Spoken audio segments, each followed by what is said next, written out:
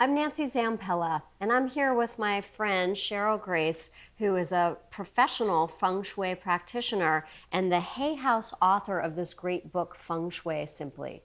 And I'm so excited to be here with her today because I read her book and I am fascinated about a lot of aspects of Feng Shui, and I get to ask her personal questions. Oh, great. So one of the questions I had for you was about the use of mirrors in Feng Shui. Could you tell me a bit about that? Yeah, mirrors is a question I get a lot because people have mirrors and like to use them in the house, but sometimes they use them incorrectly in Feng Shui.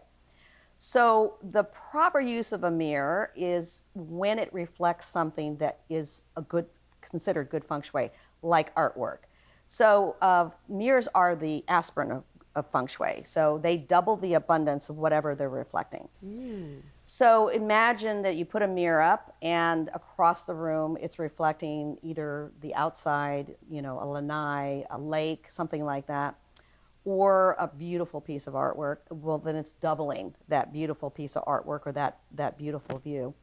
But there are some don'ts of using mirrors, and one of them is using mirrors in the bedroom. Mirrors are considered active energy that would be disrupting or disturbing in a bedroom. It's like awake energy. And so if you have a mirror in the bedroom, I suggest that you try covering it up with a throw just to see if that helps you sleep better. And also, if you're out shopping for bedroom sets, see if you can find a dresser that doesn't automatically have a mirror attached to it. So you can just shop in other areas of a furniture store and not necessarily get the kind of bedroom ensemble that includes a dresser and a mirror. You know, one of the things I see a lot is when you first walk into somebody's house in the entryway, they'll have a big mirror. What do you think about that? Oh, that's a good point. Yes, I see that too, especially when I'm out doing home feng shui consultations. I see a mirror right directly in front of when you walk in the door. It's a little startling as a guest or a person walking in because you can't help but look at yourself and kind of want to fix your hair. But really the important thing is that it actually pushes good energy and good feng shui from coming through the door. So here you are trying to invite energy coming into the front door, and it hits the mirror and bounces it back out. Oh. So it has the opposite effect of good feng shui. Good to know. You know, Cheryl, it seems like every Feng Shui practitioner talks about clutter. Why is decluttering so important? You're right. Every feng shui practitioner can't help themselves to talk about clutter. I think it is mainly because clutter is considered stuck energy. And when I'm coming into a home in order to apply good feng shui, the clutter kind of gets in the way of moving furniture, artwork, accessories around. And it creates kind of just a conglomerate of stuck energy in particular areas, like on top of desks or in corners. So I think that when people can do the decluttering first before I actually come over, then I can really start to apply good feng shui into the environment. So how would I begin to declutter if you were going to come over? I would say I would start with doing it room by room, because when you start with a room and you do it to completion, then for you it actually feels like success, right? Because I think that if you make it a mission, even if it's an entire day, to get rid of all the clutter in a room, then it's really going to show the impact of your efforts. So I would start, for example, with your bedroom. Take everything off the top of a dresser, anything underneath the bed, anything behind the door, and really clear everything off the floor. Because again, imagine energy trying to swirl around in your bedroom and it's having to climb and vault over everything that is in its way. Wow, okay. Cheryl, could you explain what the 3 tools of Feng Shui are? Yes, you're probably familiar with a lot of them, and you've heard the terms before. But any practitioner, or if you're doing Feng Shui yourself in your home, will use 3 tools. And the first one is called Yin and Yang. And you know this because you're a yoga practitioner. So you know that you use the term Yin and Yang, and you know approximately what it means. But in Feng Shui, it is basically looking at the extremes, whether a home is got high ceilings or low ceilings, where the rooms are light or dark, whether they're big or small, whether they're ornate or flat. It's kind of taking a visual landscape of what's going on in the home in order to start to make the corrections. So yin and yang would be first. The second tool is called the 5 elements. It's a little bit more complicated to use for yourself, someone who's not a professional, but it's easy to see once you know what you're looking for. So the 5 elements are wood, fire, metal, water, and earth. So I'll give you an example of the wood element. You go up to a cabin, it's all wood furniture, you're in the woods, the cabin is made out of wood, and you can go, check, the wood element is present, right? Right.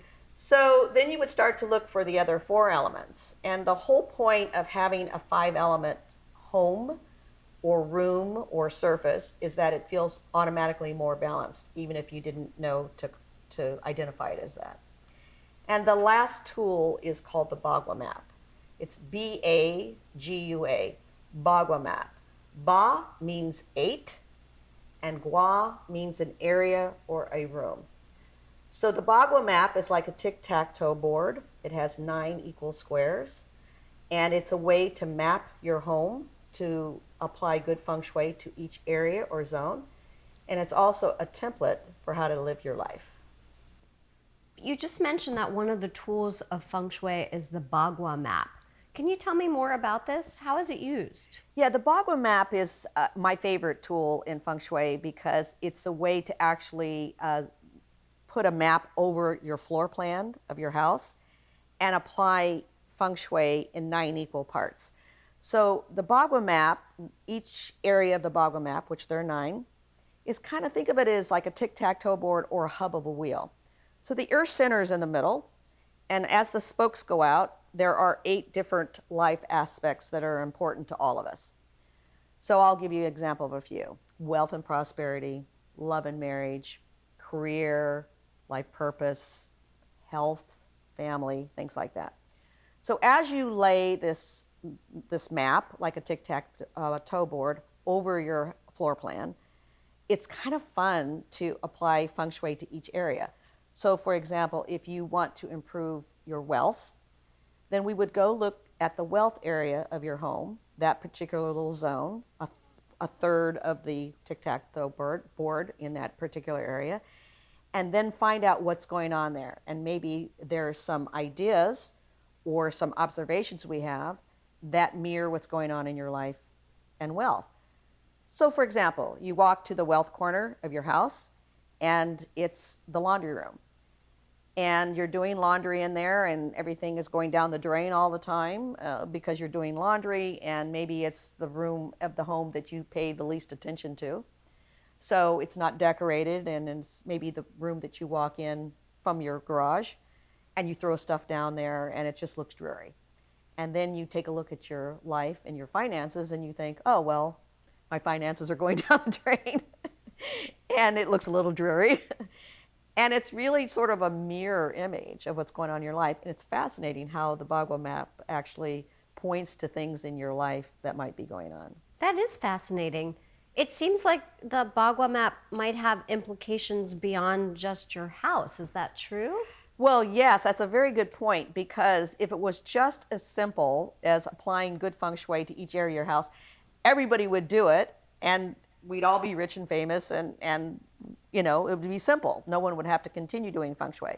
But there really is a internal aspect, internal component of feng shui that also has to do with your mindset. So if your mindset is fearful of losing money and always wondering what your next paycheck's going to be and everything, it has a direct effect on the feng shui application of your home. So there are some internal aspects of feng shui, the mindset of harmony, that is important. And one of them, if we're talking about wealth, is if you always give, you'll always have. So you might fix the feng shui in the physical environment of your house, but if you don't fix your mindset, about how you think about wealth and how you are generous with what you have, then it's never going to work. It'll be a disconnect. I think this is why some people think feng shui is really only decorating, but it's so much more. It's way more than decorating. In fact, when I first started to write the title of my book, the working title I had was The Wisdom of Feng Shui. It's not just about the furniture. Because people would always say to me, oh, you do feng shui. That's about the furniture. And I'd say, no, it's actually not just about the furniture. Because I knew there had to be more to it for it to work. Again, it's not as simple as hanging a red string with coins on it and then suddenly you're wealthy. Because if it was that simple, we'd all do it, right? And then we'd be done. Cheryl, you said one of the tools used in feng shui is this principle of yin and yang. Could you explain how that is used a little bit in the home? Yeah, it's actually one of the first things that I do when I walk into a home. I'm going to start to evaluate feng shui. It's kind of like having a ballpark of where to start. So yin, anything that is yin, is considered darker, like this wall is a darker red. It's smaller, it's more ornate, it has a lot of pattern, it has a lot of texture like wallpaper. That is a clue of what things in the home are representing yin qualities. More passive, darker, smaller, quieter, more ornate. Yang is actually the opposite. It's grand. So when you walk into a home, it might be vaulted ceilings, a lot of lighting, big overstuffed furniture, big area rooms, things that are considered more flat. So the opposite of yin, not ornate or patterned, but very flat. And when I take a look around the home, I try to get a balance of the yin and yang. Is it more of one or more of the other? And it gives me an opportunity of where to start to make the corrections. It seems like that could also be applied to one's life as well. Yes, it's funny you mentioned that because I use the yin-yang principle all the time as if it was stamped on my forehead. If you consider yin to be passive and you consider yang to be aggressive, imagine how you can apply that in everyday life. So you're traveling down the road and you're tootling along. I have a VW Beetle, so I have a tendency to tootle in my VW Beetle. And then here comes an SUV behind me who really wants to get me around me and doesn't like my slow speed. So they become very yang energy. They're very aggressive, right? They're trying to get around me. They can't get around me. I see them really on my behind of my car. And if I took on a yang counter personality, we'd get into a little road rage, right? Because we'd be like battling, no, I'm not going to change, I'm not going to move. And so anytime that I feel that aggressive yang energy being presented in my life, I try to go to the opposite. I try to have a yin feeling about it. So when it's an aggressive SUV on my tail, I'm thinking, well, maybe they need to get to the hospital because somebody, their loved one, is injured. And so they feel this sense of panic and they want to hurry and they're trying to get around. I use that analogy to calm me down and just get out of their way. So you're very right. The yin-yang, aggressive, passive, happens all the time. And when you find somebody that's either too passive and you need to be more assertive, you apply that, and the opposite happens as well. And when you do that balance, that delicate balance of yin and yang, you kind of get along with everybody a little bit better. It's all about balance. It's all about balance. So how does the principle of yin and yang apply to each room of the house? Well, we've talked about that yin is passive energy and yang is active energy. So if we look at it, how we can apply that principle to each room, it helps us give us clues how to decorate. For example, the master bedroom should be about sleeping, restoring your energy, resting, rejuvenation, maybe romance, everything that starts with an R, right? So it's not a yang room, it's a yin room, it's a passive room. So we want to start to put things in our master bedroom that are more yin related.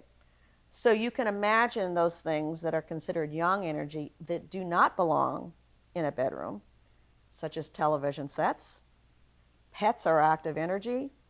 Lots and lots of books. Exercise equipment. Exercise equipment, because it's a call to action, right? If you see a yoga mat on the floor or a treadmill, you'd want to get up and do that. So it's a call to action. And so it's the opposite of what we're trying to do in the master bedroom.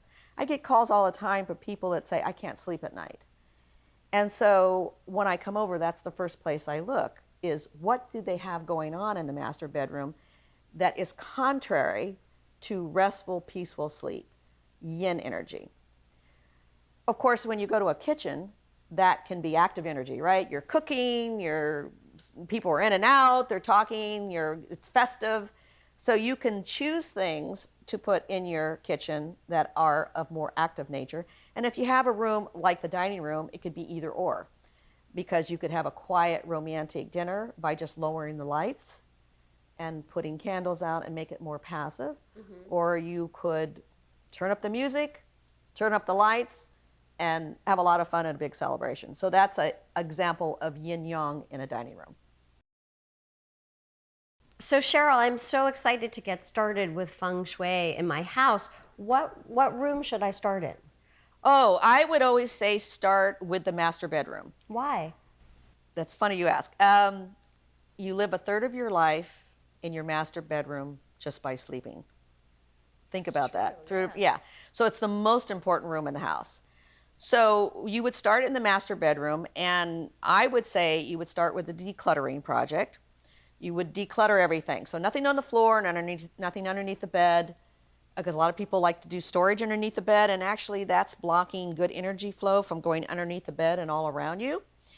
I would take everything from behind the door and make sure it's really clean and organized and spacious. So you have sort of like a blank canvas. And then from there you can apply other good feng shui principles, but certainly start with the master bedroom and do it until it's complete. Because if you get excited about feng shui and you want to run around and do a little bit in every room, and then there doesn't feel like you're getting much done. So that's why I always suggest do the master bedroom first. It's where you're going to be sleeping. You really want to make sure you restore your energy at night so you can be gung-ho to continue all the feng shui in the house. Okay, and then what room would I go to? The second room I would do would be the entryway, including the entryway as you drive up to your property, the walk to your front door, the immediate area outside your front door, and then as you walk through, literally the entryway. Because imagine as you're driving home after a long day of work and you are approaching your house, you want to get that feeling of appreciation and excitement to be home. And if you have it beautifully decorated on the outside, there's beautiful flowers there and things, you start to get that excitement of coming home. And so do your guests when they are winding up to your front door. So you want to apply good feng shui at your front door, whether it's pots of flowers or anything that looks inviting and inviting prosperity in. And then when you come through the door and into your entryway, it really is a statement of who the people are in the home. You know, who lives here? What are the residents all about? So the Chinese used to always put their very best artwork right at their front door because they wanted to invite people in as guests into their home and invite good prosperity to come through the front door as well. Now, a lot of people don't use their front door. They drive into a garage and they enter that way, or they come in the side door or the back door. What do you do in that situation? Well, very good point, because the prosperity comes through the front door. It's like the mouth of energy or the mouth of qi. So I, of course, as well as others, go through the garage door. And so the laundry room or whatever room you enter, whether it's a kitchen, laundry room, whatever, is a secondary entryway. And so it becomes the second or third most important room to do as well, because you know laundry rooms can be ugly and place where you throw everything down, but you also still have to use your front door. So in my case, I come into the laundry room. It is decorated cheerfully, so I'm getting my welcome home. And then I drop things down and I go through the front door to get my mail. And that gives me a chance to use my front door and open up the mouth of Qi and let that fresh breath come into the house. I get my mail, then I come back. So any way that you can use your front door, you must in order to have good feng shui in your home. So I have a question, Cheryl. You explained about the 3 tools of feng shui, yin and yang, the 5 elements, and the Bagua map. In what order would you use these in your home? I would always start with yin and yang because it's really sort of taking a look at each room, room by room, and trying to evaluate in general what's going on. Is the room light or dark? Are the floors light or dark? The walls light or dark? Is the ceiling high or low? You kind of have to do things in general. And so I start with that because it sort of gives me the next clue of what to do. So for example, if the rooms are very low ceilings, then you wouldn't want to make them really dark because they're already kind of cave-like. And so it sort of influences your choice of color, and that you, especially if the room is small, you would have to have more ornate furniture. Overstuffed furniture wouldn't work in a small room. So it kind of gives you clues of what to do next by using the yin and the yang, you know, just the opposites, and trying to balance it between the two. The 5 elements is a little more complicated, but I would say you know if there's too much of one thing. Too much wood would be you had all wood furniture, you had wood floors, and you were kind of decorating in the tone of wood colors, kind of browns and sort of neutral colors. It starts to feel all the same and sort of bland. So you kind of work in that by just looking around the room, using each element one at a time. I practice this in restaurants. Like, that's how I started to learn how to use the 5 elements. I'd say what in the restaurant represents the wood element. So it could be the color, it could be literally things made out of wood, it could be plants and trees and flowers, all kind of related to the wood element. So I would do it that way. And then the last thing I would do, which I find is the most fun, is the Bagua map. Because once you have started to do the process of cleaning, decluttering, making your room more spacious, now you can start to drill down room by room and zone by zone to improve each life aspect of the Bagua map, whether it's wealth or relations, something. You'll find clues in your house of what's going on in your life. It's so funny. I can walk, you could tell me nothing about your house. I could walk in and I could evaluate what's going on in your life just by looking at what you have in your house, because it is a mirror of what's going on in your life. So fascinating to do the Bagua map. I always save it for last because it's the most fun. Cheryl, what are your 3 best feng shui tips? There are so many, but let me try to really give you my best 3. I think the first thing I would say is that clutter is your enemy. I don't think you can talk to a feng shui person that doesn't mention clutter and decluttering in your house, but it's kind of like, I think of clutter as spiritual theft. It's stuck energy. You know how it's always a call to action. You walk in the house, you see a pile of papers, you can't help yourself, but want to start to get into it. It prevents you from going out and having fun and doing other things. So it's just something that you want to always address first, even before you try to decorate. You know, probably, I've done this myself, is that somebody will call me up and ask me to come over, and if they can come over, and I'll say, no, not today or not right now because I've got clutter in my house. If that ever happened to you where, Sure. yeah. So that's the kind of thing I think is addressing clutter is my probably most important feng shui tip. The second thing is simplifying your life. It has a little bit to do with clutter, but less is more in feng shui. So not buying so much stuff all the time. I think you ever wonder why your finances are a little bit in jeopardy, or that you find that you're having to dust so many things around the house. All you have to do is just look at your credit card statement and you'll find out everything that you're purchasing that maybe it's not something you really need. Because the more stuff that you have, the more you have to attend to it. The more things that you buy, the more financially strapped you may get. It becomes like a slave to the process. So I think simplifying your life would be probably my number 2 tip. And number 3 is I'd always say live with everything that you love, because everything in feng shui is about energy, and it's also visual energy. So when you look around your house and you love everything in it, it feels comfortable and warm and cozy. It's pleasing to be in your home. It gives you a good feng shui feeling. So yeah, I think living with everything that you love. I love that. Thank you.